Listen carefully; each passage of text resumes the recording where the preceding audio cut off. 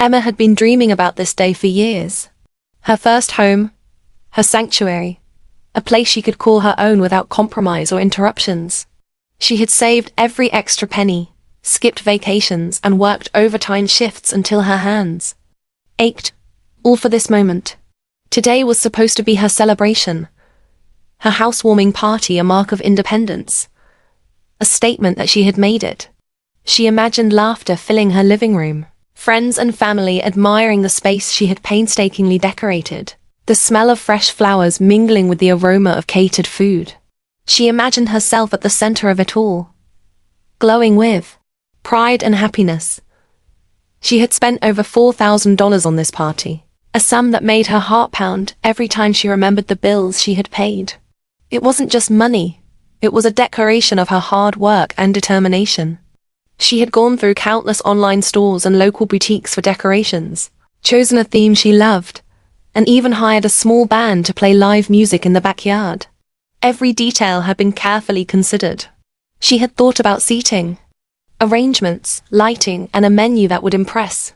She had imagined every guest leaving with a smile, feeling the warmth of her home and the joy of her accomplishment. She thought of the social media posts, the little videos she would take to remember the night. This housewarming wasn't just a party. It was a milestone, proof that she could create something entirely hers. The morning of the party, she woke up early, buzzing with excitement. She ran through the checklist she had written weeks ago. The caterers were scheduled to arrive at noon, the band at 3, and the friends were expected in the early evening. She double-checked the decorations. Pastel balloons tied to chairs, elegant string lights across the patio, table arrangements that matched her carefully chosen color scheme. She even set up a photo corner with a backdrop she had designed herself. Every element was perfect, or so she thought. Emma was midway through adjusting the table settings when she heard voices outside. She assumed it was the caterers arriving, so she smiled and prepared to greet them. But as she opened the front door, the scene that greeted her made her heart stop, her breath catch, and her vision blur with disbelief. Pink banners hung across the living room, with giant letters spelling, "Welcome, baby girl." Baby-shaped balloons floated in the corners, and pastel ribbons adorned every corner of her home. Her meticulously planned tables were covered with small gift bags and baby-themed centerpieces. A cake sat in the center, decorated with tiny baby figurines. Surrounded by wrapped gifts for a child she didn't even have. Emma froze. Her mind tried to make sense of it. Maybe there had been a mistake. Maybe someone misunderstood. And as she walked further in, she saw her mother standing near the center of the room, her face radiant, eyes shining with pride. Her mother's smile stretched wide as she noticed Emma, as if she were welcoming her to a surprise she had orchestrated perfectly. "Isn't it beautiful?" her mother said, her voice filled with genuine satisfaction. "Your sister deserves a special baby shower, and since you already decorated for your party, it seemed like the perfect opportunity."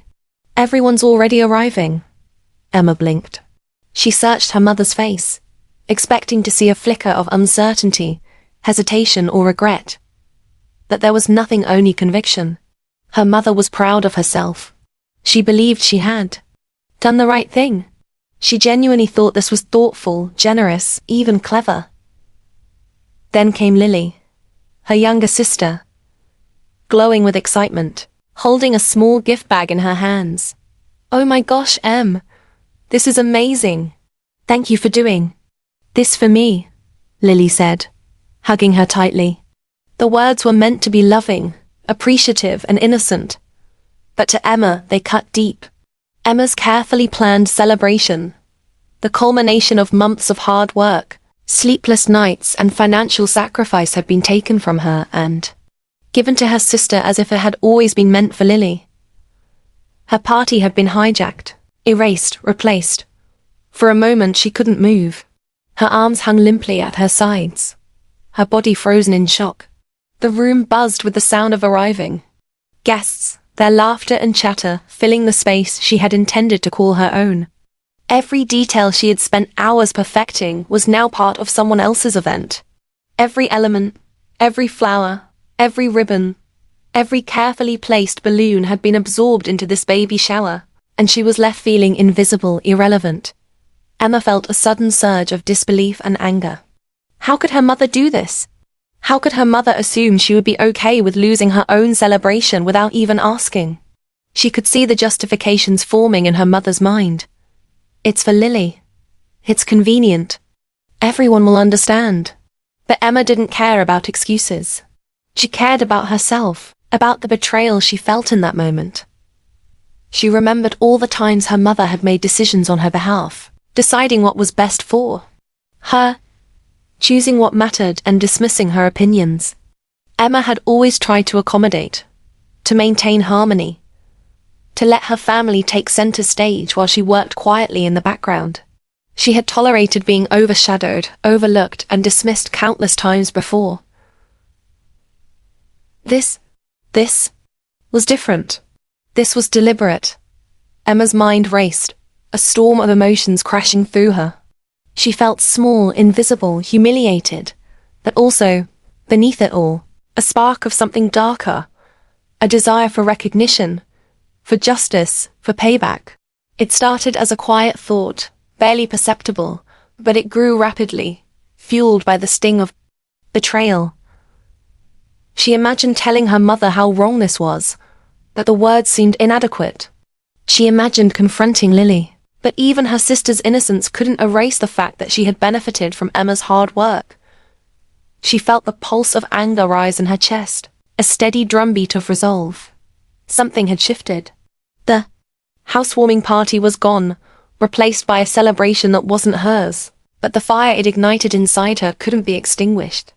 Emma realized she had two choices: collapse under the weight of disappointment, pretend it didn't matter, or rise, reclaim her power, and find a way to make them understand the magnitude of their betrayal. As she stood in her transformed living room, watching her mother direct guests and Lily beam with excitement, Emma felt the spark grow. It wasn't revenge yet, not the kind that destroyed others, but it was the seed of self-assertion, of refusing to be erased. She took a deep breath, trying to steady herself, to contain the mix of grief, fury, and humiliation swirling inside. Her hands tightened into fists, then relaxed as she reminded herself that she would not let this define her. Every detail of the party flashed through her mind: the flowers, the tablecloths, the music, the guest list, and for each one she made a mental note. This was hers, even if they had stolen the celebration. They couldn't take her memories, her effort, or the story of how she had achieved this milestone. They had taken the moment, but they had not taken her dignity, her perseverance, or the years of struggle that led her to this home. Emma felt a quiet determination begin to take root. This moment of betrayal would not be the end of her. It would be the beginning of something else, an awakening of self-respect, boundaries, and the understanding that she deserved to be seen and honored. The seed of revenge wasn't about cruelty. It was about reclamation, about finding a way to assert herself in a family that had often overlooked her. By the time she finally stepped away from the crowd, her emotions still raw but more focused, Emma knew one thing with absolute clarity. This was not over. The housewarming might have been stolen, but the fire inside her had been ignited. She would find a way to make them recognize her worth, not through anger alone, but through action, through standing firm, and through refusing to be invisible again. And with that, the first flicker of her plan began to form.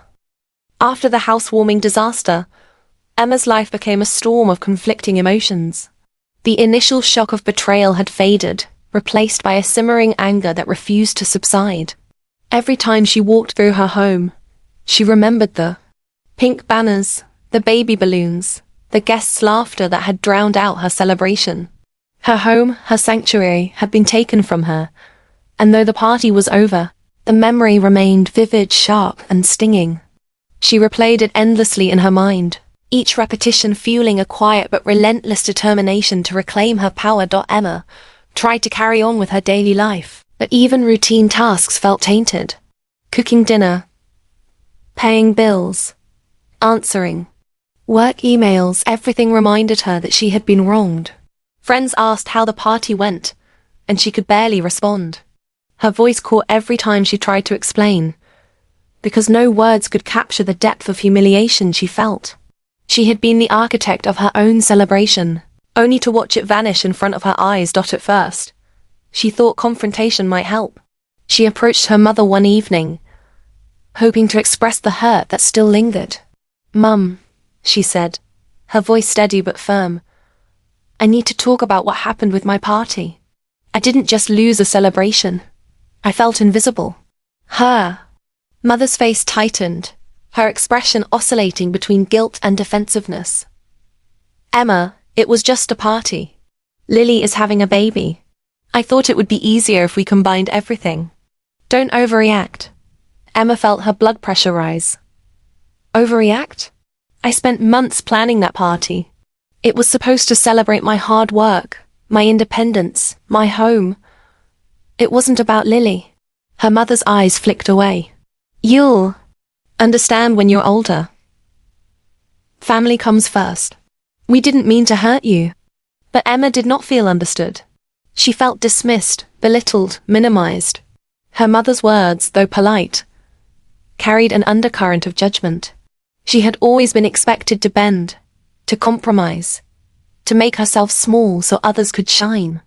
She had done it for years, and now, in her own home, she was confronted with the same pattern. Emma realized that confrontation alone would not suffice. Her anger had transformed into a quiet, strategic resolve. She wanted them to understand the magnitude of the wrong done to her. She wanted them to recognize the weight of their decisions, the impact of their thoughtlessness. But she did not want to hurt anyone. She wanted clarity, acknowledgement, and a shift in the way her family treated her. She began by withdrawing, deliberately creating distance. She stopped volunteering to host small family gatherings, stopped running errands for her mother, stopped rearranging her schedule to accommodate Lily's needs. Every refusal felt like a small act of rebellion, a reclaiming of agency. It was subtle, almost invisible, but each act reinforced her boundaries. Emma's friends noticed the change immediately. "You're different," one said. "You're calmer but also stronger." She nodded but didn't explain. She was learning a crucial lesson. Strength wasn't loud or aggressive. Strength was knowing when to say no, when to stop bending, when to put herself first without guilt. Her mother, predictably, noticed too. "Emma, why are you so distant?" she asked one evening, her voice laced with genuine concern and irritation. "Lily feels like you're upset with her." Emma met her gaze directly. "I am upset," she said. "Not just with Lily, but with you. You crossed a line. You didn't just take my party, you dismissed me, erased my effort, and acted as if it didn't matter. That hurt." Her mother shook her head, unwilling to fully grasp the depth of Emma's feelings. "It was one party, Emma. Stop making this so dramatic. Lily is your sister. She has needs too." Emma's chest tightened. That was the problem. To them, it was one party.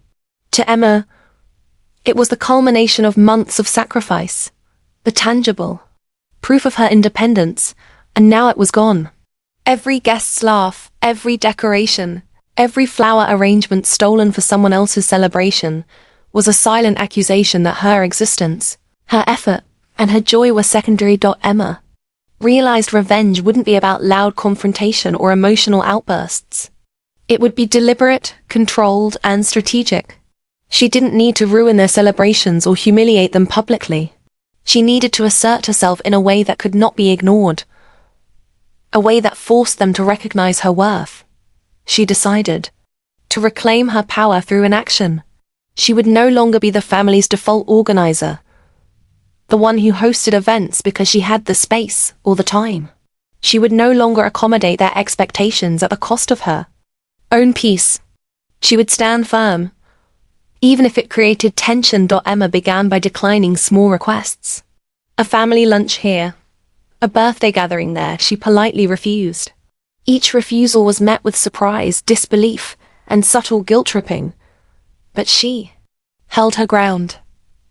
The first few times, She felt pangs of doubt. Was she being harsh? Was this overreaction?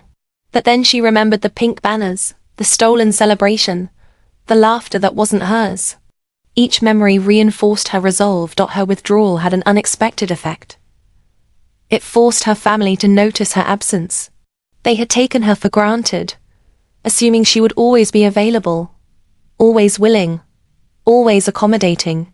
Now, when she said no, the silence was deafening. Invitations ceased, conversations paused, and the invisible thread that held the family's gatherings together began to fray. Even Lily began to feel the absence. She reached out via text, asking Emma why she seemed distant, why she no longer participated in preparations or celebrations. Emma ignored the first few messages, letting the tension build. She wanted Lily to realize, without Emma having to spell it out, the cost of taking her for granted.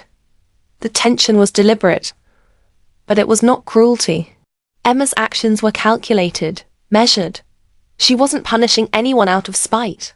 She was asserting boundaries she had never asserted before. Every act of refusal was a small victory, a quiet declaration that her life was hers to control, and that she would not be erased again. As days turned into weeks, Emma's confidence grew. She poured her energy into her home, her work, and her personal projects. She redecorated a corner of the living room, added new plants to the garden, and hosted small gatherings of close friends who understood and appreciated her. The contrast was stark. Family events that once felt draining now became optional, and Emma discovered the freedom that came with saying no. Yet, the desire for direct revenge still lingered, subtle and persistent. She thought about ways to make her family recognize her contributions, to make them feel the weight of their actions. She imagined scenarios where they realized, perhaps too late, what they had taken from her. She imagined a confrontation where her mother and sister would apologize, their surprise and guilt reflecting the depth of her frustration. But Emma also wrestled with her conscience. She knew revenge could easily cross into cruelty, turning her into someone she didn't want to be. She wanted acknowledgement, not destruction. She wanted respect, not humiliation. She wanted her family to see her, not to suffer. That internal struggle became a central part of her daily life. The line between self-assertion and vindictiveness blurred, and she had to constantly measure her actions against her moral compass. One night, Emma sat alone in her backyard, sipping tea under the string lights she had installed for her original party. The lights twinkled softly, reflecting off the glass doors of her home, creating a delicate glow. She thought about the party that never happened, the moment her mother took control, and the quiet fury that had sparked inside her. She realized that her initial instinct for revenge, immediate, explosive, emotional, had evolved into something more subtle, more effective. Her revenge would not be loud. It would not be dramatic. It would be quiet, deliberate, and undeniable. She would demonstrate her value not through confrontation, but through the power of her absence, the strength of her boundaries, and the unwavering assertion of her own worth. Emma knew the final step would require patience and courage. She would need to maintain this stance through pressure, guilt, and subtle manipulation from her family. She would need to withstand their attempts to draw her back into old patterns. And when the time came, she would face a choice. Deliver a final, decisive act of assertion or walk away, satisfied that she had already reclaimed her power. For now, she watched the soft glow of the lights and felt a sense of control she had never experienced before. The spark of revenge had shifted from anger to empowerment, and Emma realized that she was no longer just reacting to betrayal. She was shaping her own story, determining the terms of her interactions and standing firm in a way that her family could not ignore. And in that moment, she knew the battle had only just begun. But for the first time in years, Emma felt like she held the upper hand. The weeks of quiet resistance had changed Emma in ways she hadn't fully realized. She had built a new rhythm for her life, one that no longer revolved around her family's expectations or the assumption that she would always give. She had discovered the power in saying no, the strength in holding her ground, and the clarity that came from asserting her own needs. But now, the ultimate test loomed ahead, her mother's upcoming 60th birthday. For years, Emma had been the organizer of all major family events. Birthdays, holidays, anniversaries, her home was the default location, and her effort, thought and labor had always been assumed. Everyone expected her to host, to manage, to make the day special. But this time, Emma was ready to disrupt the cycle. She knew that if she said no, it would not only challenge her mother's expectations, but also force her family to confront the consequences of taking her for granted. A week before the birthday, a family group chat buzzed with messages, invitations, decorations, and questions about catering. All assumed Emma would handle it. She read each message carefully, her fingers hovering over the keyboard. Every instinct screamed to reply calmly, politely, and firmly. She wanted her message to convey her boundaries without cruelty, without apology, without hesitation. Finally, she typed, "I will not be hosting the birthday party. I won't be available for family events anymore. I hope you understand." She hit send and felt a mix of liberation and tension. Almost immediately, her phone began buzzing nonstop. Calls from her mother, texts from relatives, even messages from Lily asking why she was being distant. Their reactions were predictable. Disbelief, attempts at guilt, confusion. But Emma held her ground. She did not respond to the first round of messages. She let the tension build, letting them experience the absence they had always taken for granted. Days passed. The silence was thick and heavy, but Emma didn't falter. She focused on herself, her work, her home, her friends, her hobbies. She redecorated a section of the living room, painted a wall, planted new flowers in the garden, and filled her home with the sense of pride and ownership that had been absent for so long. Each act reinforced her boundaries, each refusal to accommodate. Their expectations felt like a small victory. Then, unexpectedly, Lily arrived at her door one afternoon. Emma wasn't surprised. She had anticipated this moment. But what caught her off guard was the tone. Lily looked tired, vulnerable, even regretful. In her hands, she held a small box wrapped in soft yellow paper. "Can we talk?" Lily asked, her voice quiet and hesitant. Emma let her in without a word. They sat in the living room, surrounded by the subtle glow of string lights, the scent of fresh flowers, and the echoes of a home that had finally become Emma's own. Lily's eyes flickered toward the box.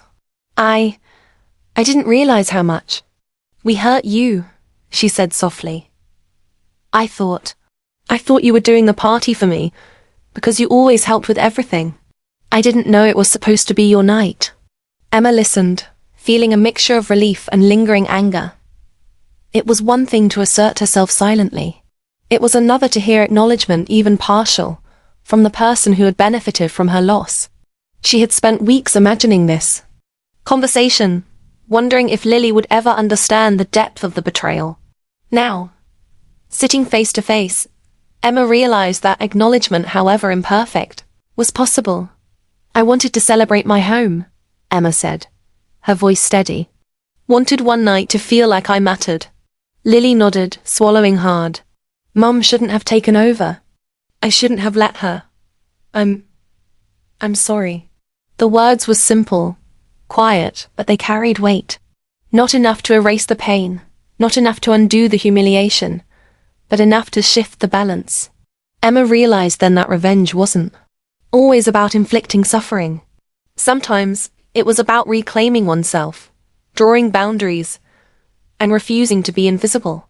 The weeks of withholding, of silent assertion, had already achieved that. Her family had been forced to see her absence, to feel the consequences of their assumptions, and to confront their own behavior. She pushed aside the box Lily had brought. Inside was a framed photo of the two of them as children, holding hands, in their backyard, smiling as if nothing could come between them. Emma felt a pang of nostalgia, a bittersweet reminder of innocence and shared history. She realized that her anger had not been about the party alone. It had been about feeling unseen, unheard, and undervalued for years. The photo reminded her that there had been a time when she mattered, when her voice and presence were recognized. Without effort, Emma's internal struggle shifted in that moment. She had imagined her revenge as a climactic act of dramatic confrontation, or a calculated humiliation. But she realized that the real power lay in her choices, in her ability to control her actions rather than react impulsively. Revenge was not about spectacle. It was about empowerment, about teaching others to respect boundaries, about asserting one's worth without malice. Her mother called later that evening, her voice tentative. "Emma, I understand you don't want to host the birthday. I think we all need to reflect on how we treated you." Emma felt a flicker of satisfaction, but also a deeper understanding. The satisfaction of revenge, she realized, was fleeting if it was only about hurting someone else.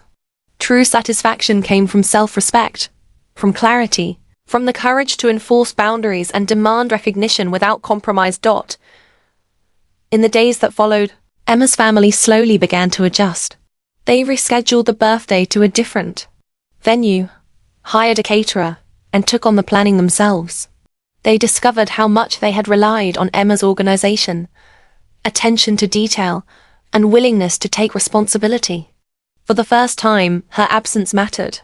They felt the void she had left and, in doing so, began to appreciate her contributions in a way they had never done before. Emma continued her routines, maintaining her boundaries, but she also allowed room for reconciliation. She and Lily spent more time together, talking openly about their feelings, past misunderstandings and unspoken resentments. Their relationship, once strained by assumption and habit, slowly began to heal. Emma realized that the act of asserting herself, of standing firm, had opened the door to authentic connection rather than destruction. The weeks of tension had taught her another lesson. Revenge, when focused solely on hurting others, could consume the seeker. But when focused on reclaiming one's dignity, power, and autonomy, it became transformative. It forced reflection, prompted accountability, and allowed space for growth. Emma felt lighter, freer, and more centered than she had in years. She had faced the ultimate choice: to strike back in anger or to walk away with her boundaries intact. She had chosen the latter, and in doing so, she discovered the depth of her own strength. Emma's home, once the site of betrayal and loss, now felt truly hers. She had filled it with her energy, her care, her choices. The lingering sting of the stolen party had not disappeared entirely, but it had been transformed into clarity and resolve. She understood that she could never control others' actions, but she could control her responses, her boundaries, and the way she allowed herself to be treated. Even when her mother and sister returned to her home for smaller visits, the dynamic had shifted. Emma no longer felt erased or secondary. Her presence was acknowledged, her efforts respected, and her voice considered. She had learned that revenge was not about spectacle or dramatic retaliation. It was about reclaiming power and demanding recognition in the only ways that truly mattered, through self-respect and deliberate action. In the quiet evenings, when she walked through her home and admired the spaces she had shaped, Emma felt a profound sense of peace. She had faced betrayal, nurtured anger, and wrestled with the desire for revenge. She had chosen a path that honored herself rather than harmed others. And in doing so, she had discovered that the real victory lay not in punishment but in empowerment.